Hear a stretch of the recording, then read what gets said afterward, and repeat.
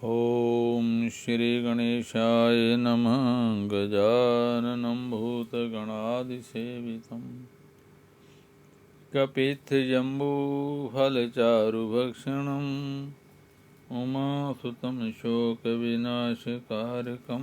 नमामि विघ्नेश्वरपादपङ्कजम्। कृष्णाय वासुदेवाय देवकीनन्दनाय च नन्दगोपकुमाराय गोविन्दाय नमो नमः। सर्वमङ्गलमाङ्गल्ये शिवे सर्वार्थसाधके शरण्ये गौरी नारायणी नमोस्तुते। कृष्णाय वासुदेवाय हरे परमात्मने प्रणतक्लेशनाशाय गोविन्दाय नमो नमः। गोविंदाय नमो नमः। भगवान के भगत भगवान में इतना तन्मय हो जाते हैं कि उनको अपने आप का कुछ पता नहीं रहता और भगवान के बारे में कुछ नहीं पता रहता। उनका ऐसा एक जीवन बन जाता है कि उनको हंसना, बोलना, बैठना, खाना पीना सब भगवान में हो जाता है। जैसे जैसे कुछ करते हैं तो उनको ऐसे लगता है कि भगवान हमारे साथ ऐसा कर रहे हैं, ऐसा करा रहे हैं, हमारे साथ ही हैं। ऐसे ही प्रेम नगर का आपको दर्शन कराते हैं कथा के माध्यम से। ऐसे ही भगवान भक्तों के साथ खेलते हैं, सखियों के साथ खेलते हैं। ऐसे एक सखी आज बोली कि सखी, आज तुम पहले इस प्रेम नगर में आई हो, इसलिए चलो तुम्हें जहाँ कुछ बातें बताऊं और भगवान की कुछ लीलाएं दिखाऊं। भगवान तो लाडली जी के साथ उस कुंज में चले गए ना, अब लीला क्या दिखाओगी? कुछ उनके प्रेम की बात सुनाओ। मेरी बात सुनकर तुम हंसने क्यों लगी? क्या कोई रहस्य की बात है? यदि है और मैं उसे जानने देखने की अधिकारणी हूँ तो अवश्य बताओ और दिखाओ। सखी कहती हैं, सखी भला तुम किस बात की अधिकारणी नहीं हो? तुम पर जुगल सरकार की अपार कृपा है, अनंत प्रेम है। इस प्रेम नगर में केवल उनकी प्रेम अधिकारिणी आत्माओं का ही प्रवेश हो सकता है। आश्चर्य मत करो, प्रेम से सुनो और देख देख कर आंखें सफल करो। भगवान की लीला बड़ी विलक्षण है, अद्भुत है। तर्क युक्तियों से उसका रहस्य नहीं जाना जा सकता। यह तो केवल कृपा साध्य है, अनुभव गम्य है, परंतु हैं और ऐसी ही है जो कि अभी मैं तुम्हें दिखाऊंगी। तुम मुझे बड़ी उत्सुकता हो रही है, अब विलंब मत करो, जल्दी दिखाओ। हाँ, अब विलंब की क्या बात है? चलो चलती चलें और बात भी करती चलें। देखो, इस प्रेम नगर की बात ही निराली है। इसके विभिन्न भागों में भगवान विभिन्न प्रकार की लीलाएं करते रहते हैं। ये लीलाएं अनादिकाल से अनंत काल तक अर्थात सर्वदा नित्य प्रवाह रूप से चलती ही रहती हैं, कभी बंद ही नहीं होती। किसी प्रकार का प्रयत्न, किसी प्रकार का प्रलय इस नगर का स्पर्श नहीं कर सकता। प्रत्युत ज्ञान के द्वारा प्रकृति और प्राकृत जगत के प्रलय के पश्चात किसी किसी महापुरुष को भगवान अपनी इस लीला भूमि में बुला लेते हैं। चलो देखो, अब मैं तुम्हें विभिन्न भागों में ले चलकर भगवान की दिव्य लीलाओं का दर्शन कराती हूँ। तुम देखोगी कि कहीं रास लीला हो रही है तो कहीं चीरहरण हो रहा है, कहीं पूर्व राग तो कहीं मान लीला, और कहीं संयोग तो कहीं वियोग हो रहा है। तुम आश्चर्य क्यों करती हो? जय भगवान की लीला है ना। जैसे अनिर्वचनीय भगवान हैं वैसे अनिर्वचनीय उसकी लीला है। जय प्रकृति और प्राकृतिक गुणों का प्रवेश नहीं है, जड़ता का संचार नहीं, जहाँ तो केवल चिन्ह में ही चिन्ह में है। बहुत बड़े विग्रह चिन्ह में, लीला चिन्ह में और धाम चिन्ह में है। जो भी कह सकती है कि सब भगवान ही भगवान हैं, वह लीला धाम रमणीय और रमण के रूप में हो रहे हैं। अच्छा, तो अब चलो तुम्हें कुछ कुमारियों के दर्शन कराऊं, परंतु उनके पहले एक बात और सुन लो। इसी प्रेम नगर में काल की गति तो है ही नहीं, इसलिए एक ही समय कहीं बसंत, कहीं वर्षा, कहीं शरद, कहीं शिशिर और कहीं हेमंत ऋतु रहती हैं। जुगल सरकार के मेरा कुंड में तो ग्रीष्म चलती है। एक साथ ही कहीं सूर्योदय हो रहा है तो कहीं संध्या, कहीं रात्रि है तो कहीं दिन। अब सब भगवान की लीला है और उनकी बात क्या सुनाऊं। मैं एक स्थान पर यशोदा गोदी में बैठकर मंद मंद मुस्कुराते हुए दूध पी रहे हैं, तो दूसरे स्थान पर ग्वालों के साथ खेल रहे हैं, और तीसरे स्थान पर गोपियों के साथ रास विलास कर रहे हैं। उनकी लीला अनंत है। उनके प्रेम रस के आस्वादन को भाव अनंत हैं। चलो आज कुछ प्रेम भावों का आस्वादन किया जाए। हाँ, ध्यान रखना, आज पहला दिन है। किसी एक भाव के दर्शन में ही अड़क मत जाना। सब कुछ देखती सुनती मेरे पीछे पीछे चली जाना, समझे ना। देखो, सायंकाल का समय है।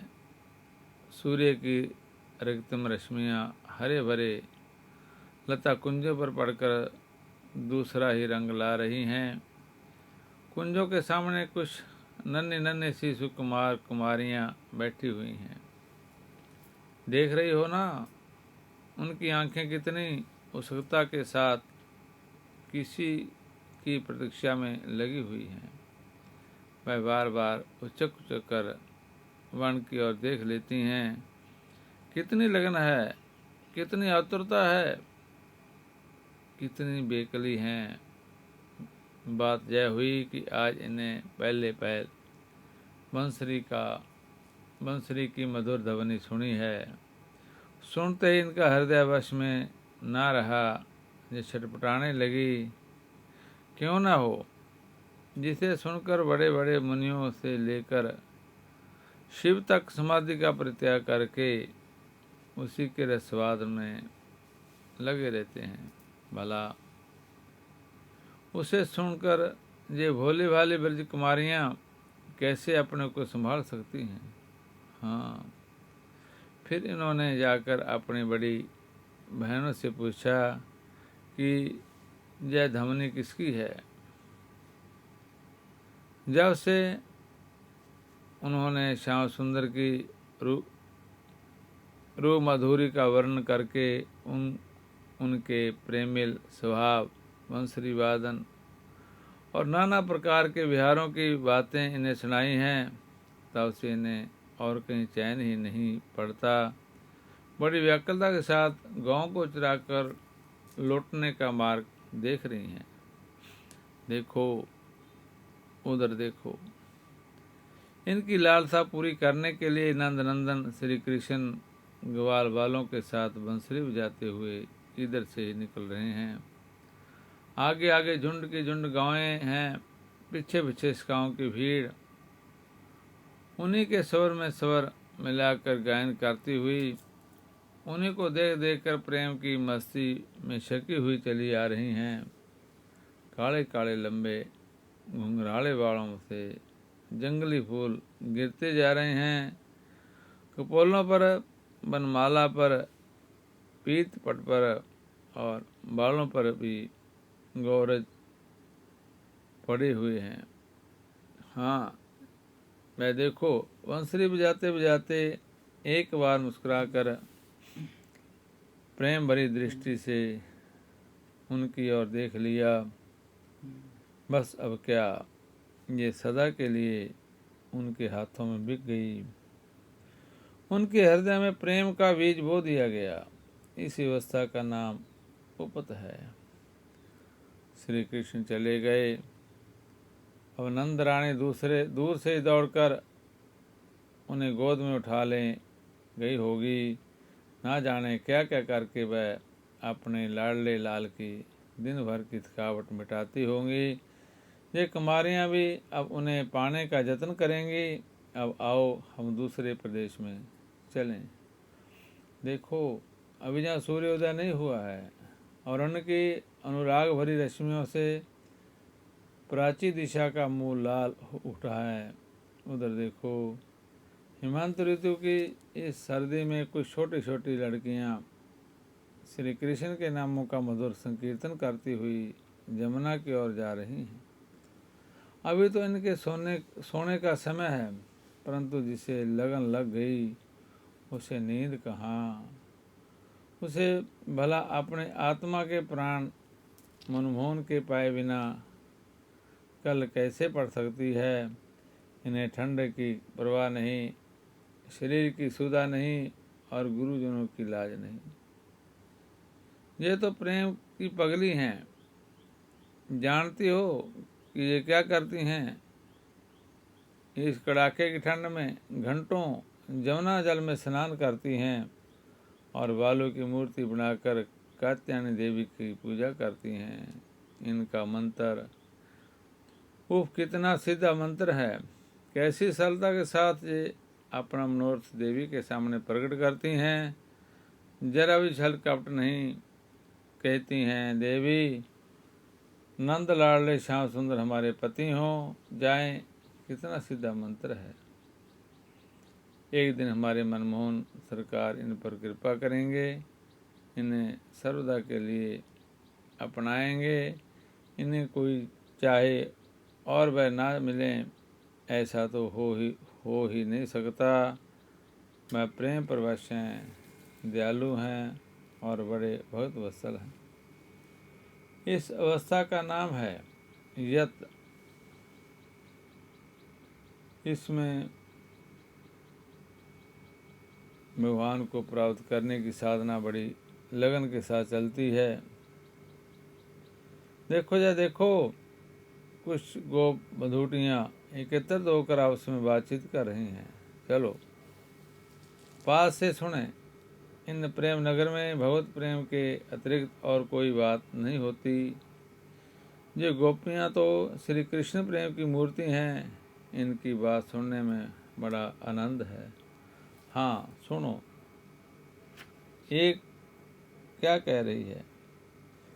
सखी, जहाँ की हरनियाँ कितनी भाग्यवती हैं, जो बिना किसी रोक टोके अपने पति कृष्ण सार मृगों के साथ श्याम सुंदर के पास जाती हैं और अपनी प्रेम भरी चितवन से उन्हें निहार निहार कर अपनी बड़ी बड़ी आँखों का लाभ लेती हैं और उनकी पूजा करती हैं। उनका वह जीवन कितना धन्य है और हम अपने पतियों के साथ नहीं जा सकती। काश हम भी उसी जोनी में होती, तब हमें कोई ना रोकता। परंतु रोकने से क्या होता है, हम तो उन्हें निहारेंगी, अवश्य निहारेंगी। अब किसी के रोके नहीं रुकती। सभी बारी बारी से कुछ कह रही हैं। कितना प्रेम है, जीवन में यदि ऐसी लालसा जग जाए तो क्या पूछना है। फिर तो सर्वदा के लिए भगवान का सानिध्य प्राप्त हो जाए। देखो जय देखो, कई गोपियाँ अपने पतियों के साथ विमान पर चढ़कर दर्शन करने आई हुई देवांगनाओं के सौभाग्य की प्रशंसा करती हुई जमुना की ओर बढ़ रही हैं। ये जमुना स्नान करने और जल भरने तथा दही दूध बेचने आदि का बहाना बनाकर प्राय ही इधर आया करती हैं और मोहनी की झांकी किया करती हैं। इनका प्रेम धन्य है, इनके हृदय की दशा अत्यंत रमणीय है। इसका नाम है ललित। जब प्राण प्रीतम के दर्शन होते हैं तब तो आनंद ही आनंद रहता है, परंतु जब एक क्षण के लिए भी वियोग हो जाए तो सीम दुख भी हो जाता है। कई बार ऐसा होता है कि श्री कृष्ण कहीं तमाल के वृक्षों, लताओं और कुंजों में छिप जाते हैं और गोपियाँ बिना पानी के मछलियों की भांति तड़फने लगती हैं। देखो, हम तो देख ही रही हैं कि वह आड़ में खड़े होकर मुस्कुरा रहे हैं और इधर और उधर उस गोपी की बुरी दशा हो रही है। मुंह पीला पड़ गया है, सिर झुक गया है, आंसू बहाती हुई आंखें इधर उधर चक पकाकर देख रही हैं। चुने हुए फूल गिर पड़े, इसका तो क्या पता होगा जब उससे अपनी तन की शुद्धि नहीं है। अब वह रोते रोते मूर्छित होने वाली है, पर भगवान उसे मूर्छित थोड़े ही होने देंगे, आकर अभी अभी उठा लेंगे। परंतु प्रेम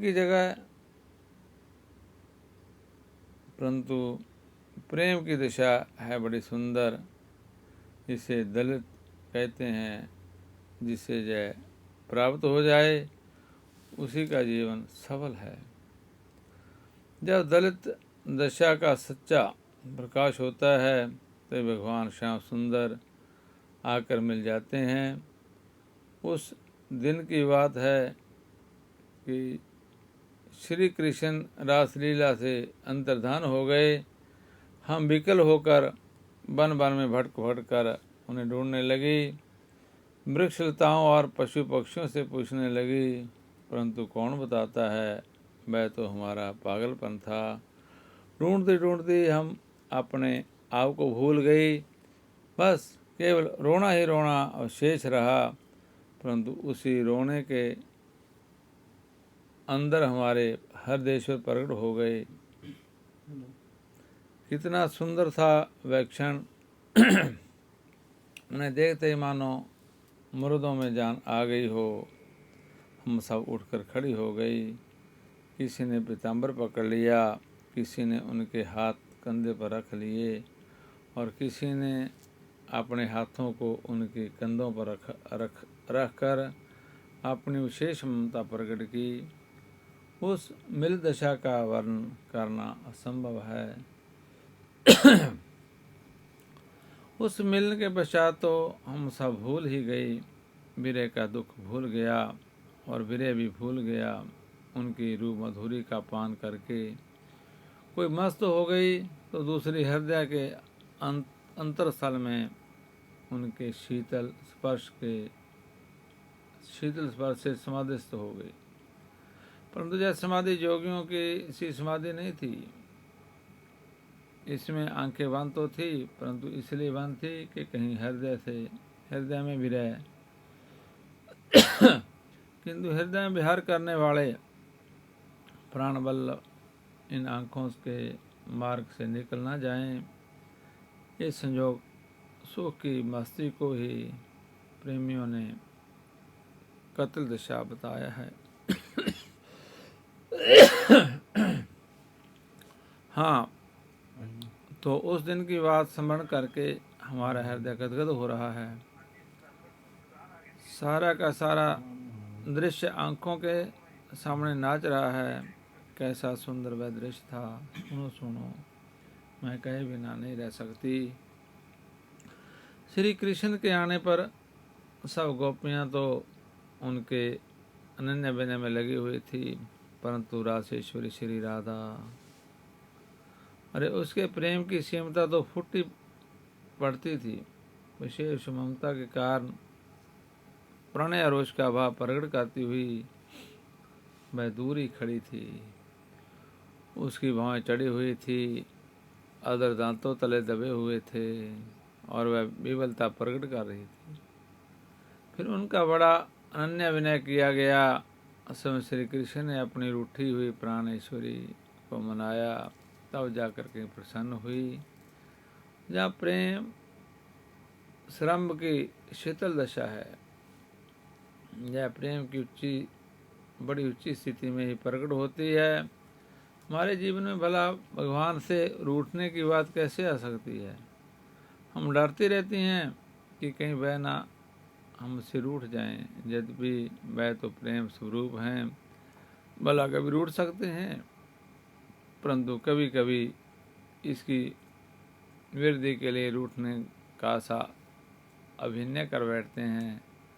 उस समय हमें कितनी वेदना होती है, कह नहीं सकती। उस दिन की बात है, उन्होंने रात्रि में बंसरी बजाई और हम सब घर द्वार छोड़कर निकल पड़ी। हाँ, तो उस समय वह रूठे से बन गए, कहने लगे घर लौट जाओ सखी। यह बात समन करके आज भी हम व्याकुल हो उठती हैं।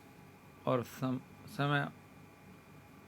उस समय मन में यही एकमात्र इच्छा थी कि अब इस शरीर को रख कर क्या होगा। इसीलिए हम रखती हैं, ना कि जय प्रीतम के काम आए। परंतु जब उन्होंने इसे अस्वीकार कर दिया तो इसकी क्या जरूरत है। उन्हीं का ध्यान करते करते उन्हीं के विरह की आग में जलकर हम मर जाएंगे, तो अगले जन्म में तो उन्हें पा सकेंगी। जैसा सोते सोते गोपियाँ उस समय विचलित हो गई थी। हमारे जीवन में उस समय प्रेम की चलित दशा का पूर्णतः हृदय हो, उस समय प्रेम की चलित दशा का पूर्णतः उदय हो आया था। और उस समय भगवान ने हमें अपनाया। कितने प्रेमी हैं वह। यह बात बीच में आ गई थी। भगवान के मिलने पर उनकी व्याकुलता प्राप्त करने पर हमें जिस परमानंद की उपलब्धि हुई, कहीं नहीं जा सकती। जमुना के कपूर के समान चमकीले विस्तृत पुलिन पर हमने अपनी अपनी ओढ़नी बिछा दी। मुस्कुराते हुए उस पर विराजमान हुए। हम उन्हें घेर कर चारों ओर बैठ गए। किसी ने उनके चरणों को अपनी गोदी में लेकर अपने हृदय से लगा लिया। किसी ने उनकी पूजा की, किसी ने प्रश्न पूछे और वह बड़े प्रेम से उत्तर देने लगे। हमारे उस सौभाग्य अतिरेक को आकाश मंडल में ठिठके हुए चंद्रमा निर्निवेश नैनों से देख रहे थे। श्यामयी कलंदी अपनी कल कल ध्वनि द्वारा उसका गायन कर रही थी और हवा अधखिली कलियों का सौरभ्य लेकर धीरे धीरे पंखा झल रही थी। उस समय हम सब कुछ अतिक्रमण कर गई थी। वह प्रेम की क्रांत दशा है। मेरी प्यारी सखी, मैं तुम्हें इसलिए इधर लाई थी कि तुम्हें प्रेम नगर के कुछ दृश्य दिखाऊं, परंतु मैं अपनी ही बातों के कहने में इतने तल्लीन हो गई कि दिखाना ही भूल गई। अब आओ आगे चलें, तुम्हें विरह लीला के विभाग में ले चलें। भगवान की नित्य सहचरी गोपियों का उनसे कभी वियोग नहीं होता, परंतु भगवान के विरह में किस प्रकार का दुख होता है और होना चाहिए। यह बात बताने के लिए तथा संयोगात्मक रसराज की पुष्टि के लिए विजोग के दृश्य भी होते हैं। आओ ले चलो तुम्हें। देखो, उस गोपी का दिव्य उन्माद तो प्रत्यक्ष हो रहा है। एक और संदेश लेकर आए हुए उद्धव स्तंभित से चक्र से बैठे हुए हैं। दूसरी ओर वह भ्रमरों की गुणगुनाहट को ही भगवान का संदेश मानकर न जाने क्या क्या बक रही हैं। इसके विचित्र चित्र जल्प सुनते ही बनते हैं। सुनो सुनो क्या कह रही हैं। भौरों को अपने पास फटकने तक नहीं देती और उसे बार बार डांटती हैं कि तुम जाओ मथुरा, जहाँ तुम्हारी जरूरत नहीं। देखती नहीं हो क्या, चिंता के मारे सुखपूर्वक कांटा हो गई हो।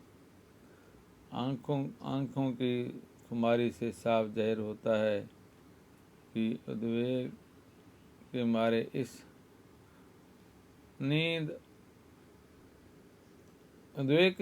नींद नहीं आती। शरीर और कपड़ों के धोने की याद नहीं है। बार बार बेसुध हो जाती है।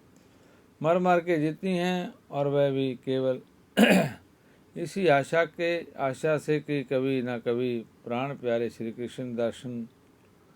भगवान श्री कृष्ण के दर्शन हो जाएंगे।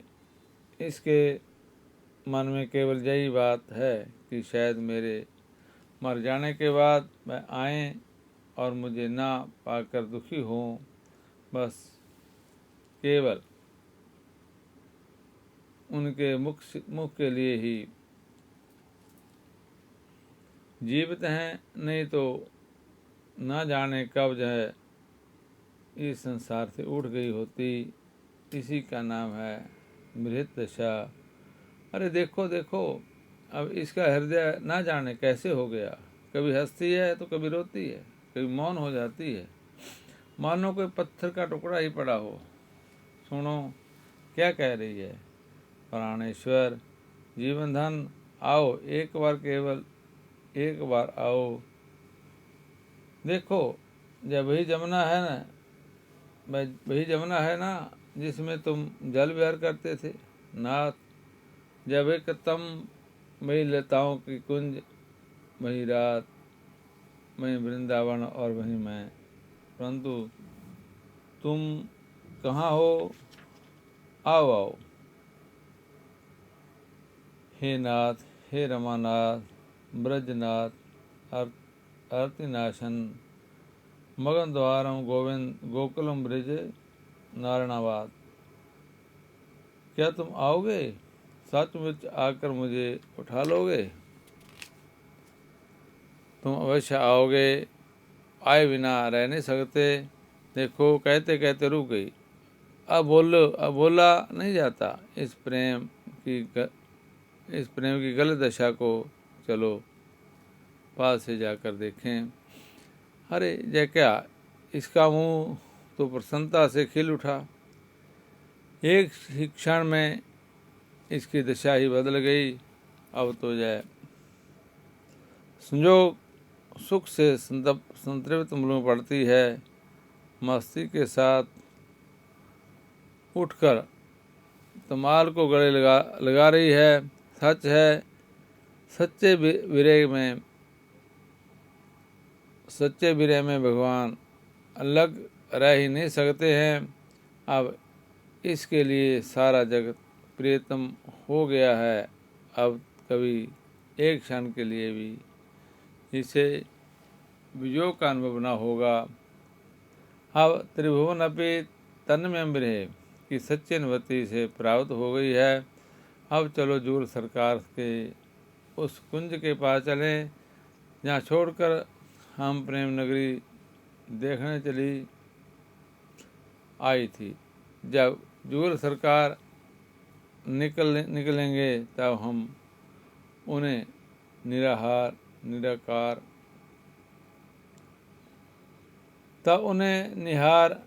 कर निहाल होंगी, आओ गाती हुई चलें।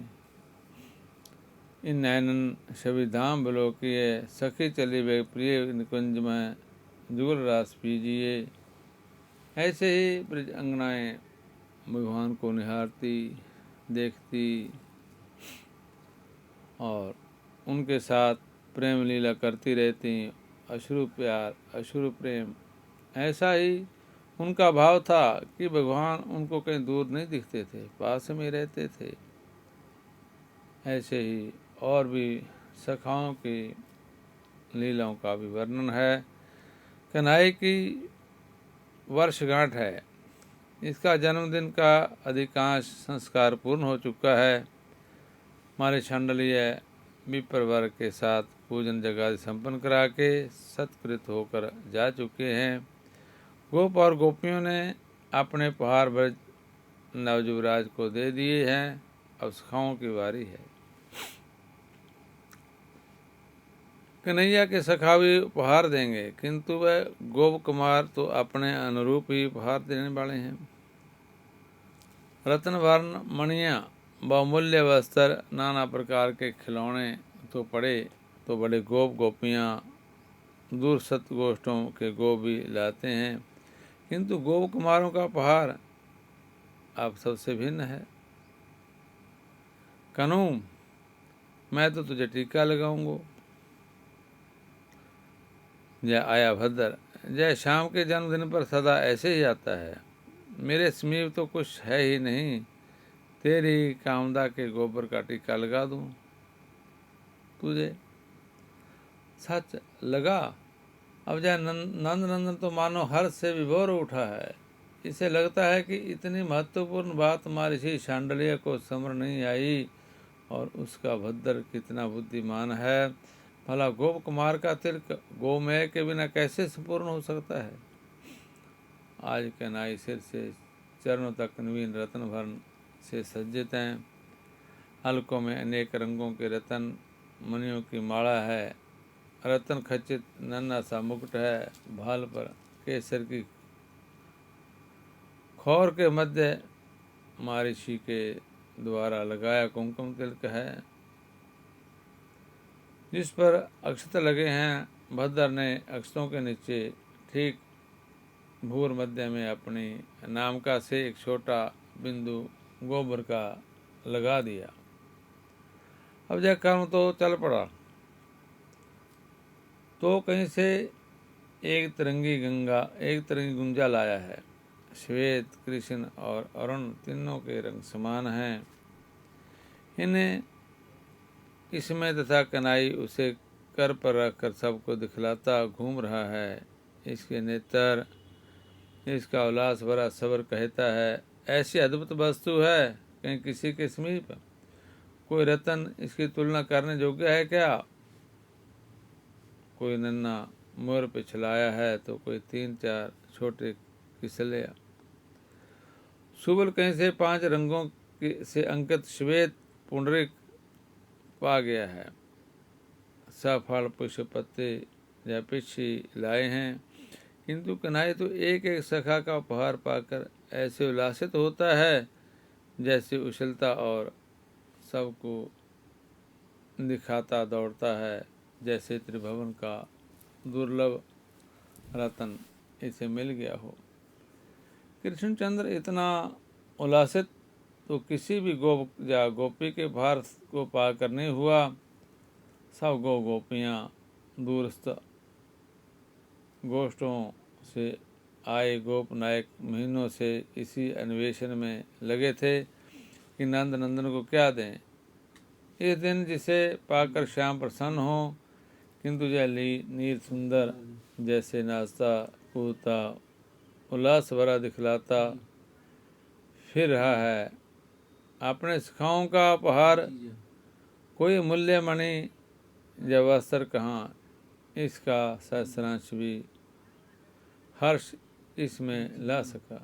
लाल, आज मित्रों का सत्कार करते हैं। माया ने बड़े स्नेह से कहा, तुम अपने सखाओं को भी तो उपहार दो। हाँ, कन्हैया प्रसन्न होकर दौड़े। और दौड़ आया उस राशि के समीप जो मैया ने सजा रखी है।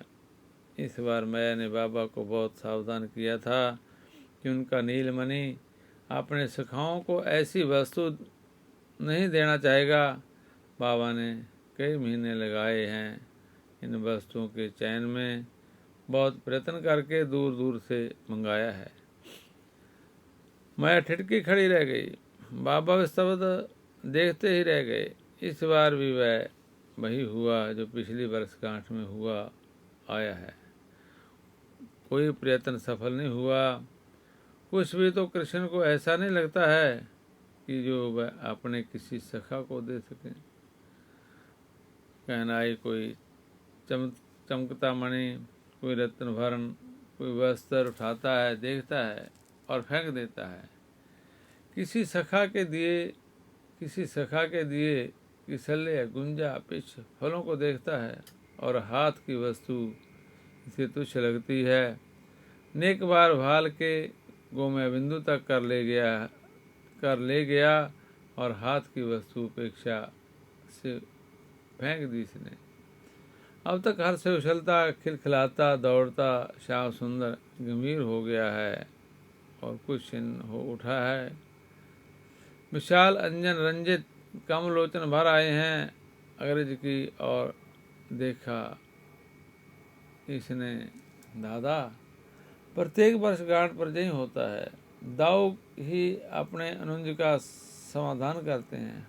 कानू, दाऊ जी कहते हैं, कानू अपने सखा को देकर संतुष्ट हो सके ऐसा कोई वस्तु कैसे हो सकती है। सचमुच कोई वस्तु त्रिभुवन में कैसे हो सकती है जो सखा को देने योग्य प्रतीत हो सके। कन्हई को तब एक क्षण सिर झुकाकर सोचता है और फेंके बिखरे रत्न, आभरण, मणियों, वस्त्रों के मध्य से आगे कूद आता है। भदर दोनों भुजाएं गले में डालकर कन्हई लिपट गया है।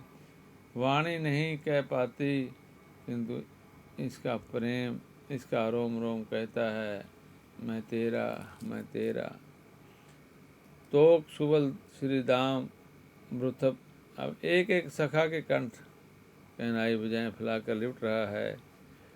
इसका अंग अंग मानो पुकार रहा है, मैं तेरा, मैं तेरा। चल रहा है अपनी सखाओं के साथ, ऐसा सत्कार कर रहा है, ऐसा प्रेम बरसा रहा है कि सखाएं भी उनका प्रेम भाव देखकर निमग्न हो रहे हैं। पता नहीं चलता है क्या क्या कहना है, क्या नहीं कहना। इसीलिए भगवान किसी को ऐसा नहीं कहते कि मैं तेरा नहीं हूँ।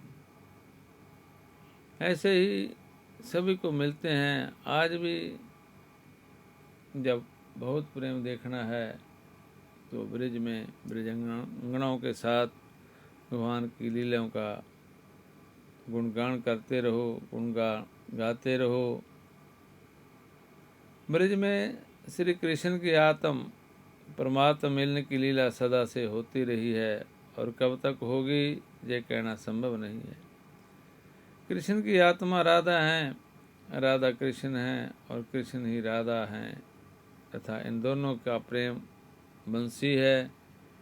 जहाँ प्रेम की धारा अनवरत रूप में प्रभावित होती रहती है। आत्मा में रमण करने वाले परमात्मा की जय प्रेम लीला कृष्ण और राधा के रूप में दर्शित होती है। प्रेमी और रसिक ही इस रस का स्वादन करके आनंदित होते हैं। प्रेम का रस गूंगे के गुड़ के समान अकथनीय है। इसका केवल अनुभव किया जा सकता है। पद्म पुराण में वर्णन है कि इस प्रेम रस को प्राप्त करने के लिए भगवान शंकर ने जब ब्रजपति श्री कृष्ण से प्रार्थना की तब उन्होंने इन्हें द्वापर युग में ब्रज आने की सलाह दी। तदनुसार गौरी शंकर निर्दिष्ट समय पर ब्रज में श्री राधा कृष्ण का दर्शन करके प्रेम मगन हुए। सच्चिदानंद गण भगवान श्री कृष्ण का सच्चिदानंदमयी गोपिका नाम धारणी अपनी ही छाया मूर्तियों से जो दिव्य अप्रकृत प्रेम था, उसका वर्णन कौन कर सकता है। प्रेम रूपा गोपियां ही इस रस को प्राप्त करने की अधिकारिणी हैं, क्योंकि आत्मा और परमात्मा की एकता को न जानने के कारण ही जगत की उत्पत्ति, स्थिति और प्रतीति होती है।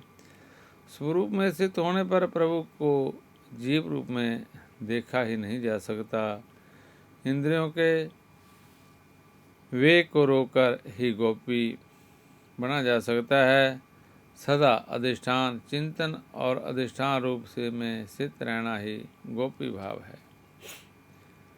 गोपियों के प्राण और श्री कृष्ण तथा श्री कृष्ण के प्राण एवं गोपियों में कोई अंतर नहीं रह जाता। वह परस्पर अपने आप ही अपनी छाया को देखकर विमुग्ध होते हैं और सबको मोहित करते हैं।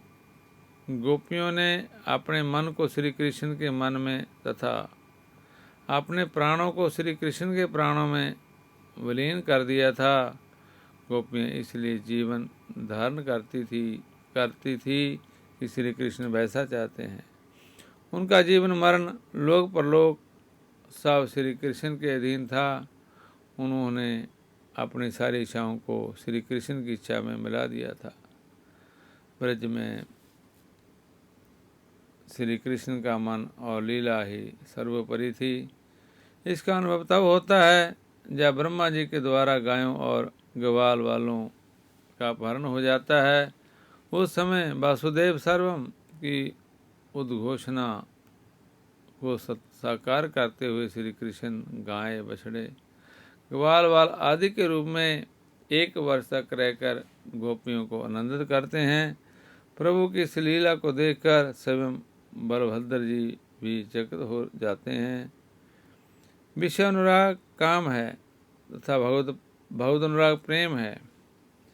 जब प्रेम बढ़ते बढ़ते जब प्रेमी को प्रेमास्पद भगवान का प्रतिबिंब बना देता है, तभी प्रेम पूर्णता के समीप पहुंचता है, क्योंकि संपूर्ण ही वास्तविक प्रेम का स्वरूप है। यही अनन्यता है। अनन्यता की व्याख्या करते हुए भगवान श्री राम कहते हैं, सो अनन्या जाको असी मति नटरी हनुमंत, मैं सेवक सचराचर रूप स्वामी भगवंत। ऐसे रामचरितमानस में आया। विशुद्ध अंतःकरण ही गोपी प्रेम रस का स्वादन कर सकता है। भगवान शंकर भगवती सती से कहते हैं, विशुद्ध अंतःकरण का नाम ही वासुदेव है, क्योंकि उसी में भगवान वासुदेव का अप्रोक्ष अनुभव होता है। उसी शुद्ध चित्त में स्थित इंद्रियतीत भगवान वासुदेव को ही मैं नमस्कार किए करता हूँ। परम भक्त उद्धव ज्ञानी थे। उसी ज्ञान के रूप में प्रेम सागर में निवेदन करने के लिए भगवान श्री कृष्ण ने उन्हें गोपियों को अपना संदेश सुनाने के लिए ब्रज में भेजा। उद्धव ने गोपियों को संदेश सुनाते हुए कहा, मैं सबका उपादान कारण होने से सबका आत्मा हूँ, सब में अनुभव हूँ, इसलिए मुझसे कभी भी तुम्हारा वियोग नहीं हो सकता।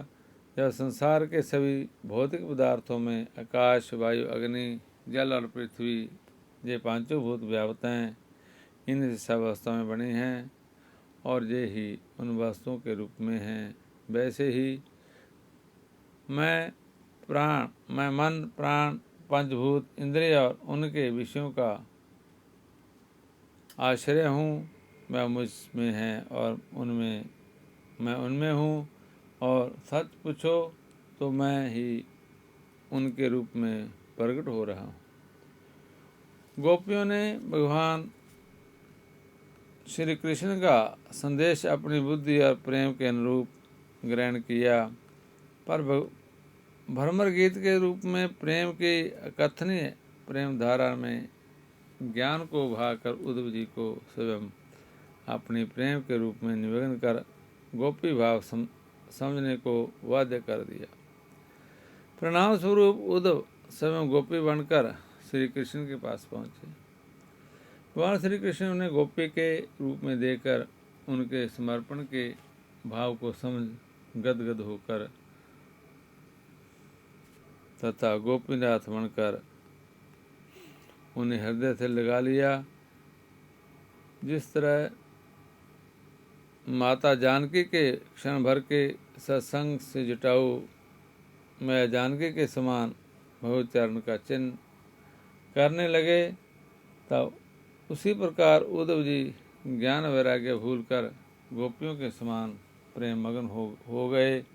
जिस तरह काले रंग पर कोई दूसरा रंग नहीं चढ़ता, उसी तरह श्री कृष्ण प्रेम का नशा जिसे एक बार चढ़ गया उसे सर्वत्र कृष्ण ही कृष्ण दिखाई देते हैं। गोपियों ने तभी तो उद्धव से कहा था, श्याम तन श्याम मन श्याम ही हमारो धन, आठों जाम उद्धव हमें श्याम ही सो काम है। श्याम ही श्याम जिए श्याम बिन नहीं तिए, आंधे की सिला करी आधार श्याम नाम है। श्याम गति श्याम मति श्याम ही हमारे पति, श्याम सुखदाई सो भलाई शोभा धाम है। उदो तुम भय भौरे पाती लेके आए दौरे, जो कहाँ राखे जहाँ रोम रोम श्याम है। नातम प्रेम, भौतिक प्रेम और शारीरिक प्रेम भगवत प्रेम के आगे फीके पड़ जाते हैं। कृष्ण प्रेम के रंग में रंगी आंखें किसी दूसरे की को नहीं निहारती। प्रेमी चाहता है कि आंखें सर्वत्र उससे ही देखती रहें। परम प्रेमास्पद परमानंद स्वरूप सर्वात्मा भगवान ही सदा आँखों के सामने रहें। वह आँखें ही ना रहें तो सदा को तो तदन्य को देखना चाहें, वह हृदय ही टूक टूक हो जाए जिसमें तदन्य का भाव चिंतन हो। अनन्य प्रेम से परिपूर्ण हृदय वह है जो भीतर से आप ही आप बोल उठता है और हे राध्या देव, मुझे केवल तेरी ही अपेक्षा है, अन्य की नहीं। ज्ञान दृष्टि से देखने पर तुमसे अन्य कुछ है भी तो नहीं। गोपियाँ भी भगवान श्री कृष्ण के प्रेम में अकांठ डूबी हुई थी। तभी तो भगवान ने उद्धव जी से कहा, उद्धव और तो क्या कहूँ, मैं ही उनकी आत्मा हूँ।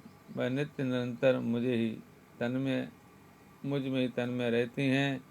इतना ही नहीं, भगवान श्री कृष्ण तो जहाँ तक कहते हैं, उद्धव मुझे तुम्हारे जैसे प्रेमी भगत जितने प्रीतम हैं उतने प्रिय मेरे पुत्र ब्रह्मा, आत्म स्वरूप शंकर, सगे भाई बलराम जी एवं स्वयं अर्धांगिनी लक्ष्मी जी और मेरी अपनी आत्मा भी नहीं है। ऐसे ही भगवान के प्रेमी भगत होते हैं।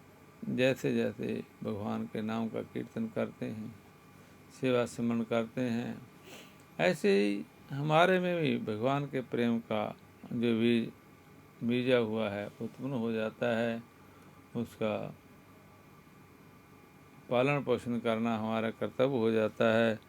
और जैसे जैसे हम भगवान को सामने मानते हैं, सामने देखते हैं, सुनते हैं, तो वैसे ही भगवान के भगत भी भगवान में सदा ही तल्लीन रहते हैं और इस कीर्तन भाव में डूबे रहते हैं।